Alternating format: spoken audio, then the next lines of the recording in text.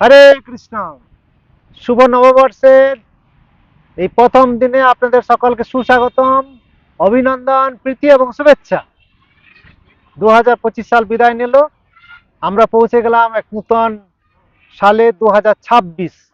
ভগবান শ্রীকৃষ্ণ ভগবদ গীতায় বলছেন, যতস্য হি ধ্রুবং মৃত্যু ধ্রুবং জন্ম মৃত্যুশ্চ চ তস্মাৎ অপরিহার্য অর্থে ন তুং শোচিতুম অর্হসি। যার জন্ম হয়েছে তার মৃত্যু অবশ্যম্ভাবী।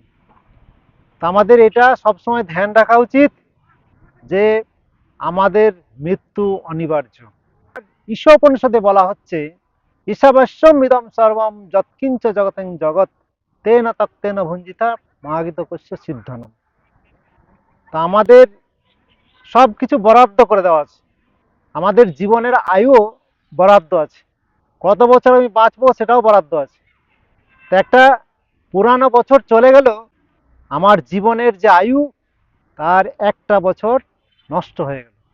সেই জন্য আমাদের আজকের এই শুভ দিনে প্রতিজ্ঞাবদ্ধ হওয়া উচিত যে আমরা গত বছর যা কিছু আমরা অবহেলা করেছি, এই বছর আমরা খুব সিরিয়াসভাবে, খুব নিষ্ঠা সহকারে ভক্তিযোগ আমরা অনুশীলন করব, ভালোভাবে ষোলমালা জপ করব, ভালোভাবে ভক্তি করব, ভালোভাবে ভগবানের সেবা করব।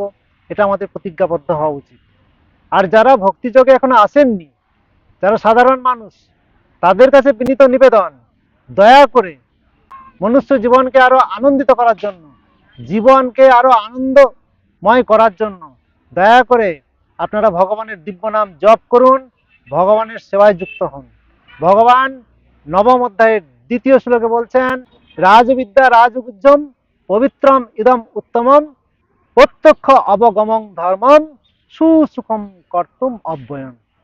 অর্থাৎ এই যে ভক্তিযোগ, এই যে ভগবানের সেবা করা, ভগবানের দিব্য নাম জপ করা, ভগবানের লীলা কথা শ্রবণ করা, কীর্তন করা, ভগবানের কথা প্রচার করা, এটা আমাদেরকে সুখ প্রদান করবে। সুসুখম কর্তুম অব্যয়ম, এটা হচ্ছে অব্যয় এবং এটা প্রত্যেককে সুখ প্রদান করে।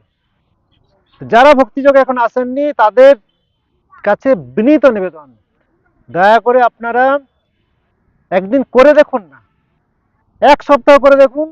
ভোরে উঠবেন, ভোরে উঠে ভগবানের চরণে ফুল দেবেন, ভগবানকে একটু ধূপ ঘোরান, ভগবানকে একটু প্রদীপ ঘোরান, তারপরে ভগবানের দিব্য নাম এক মালা জপ করুন।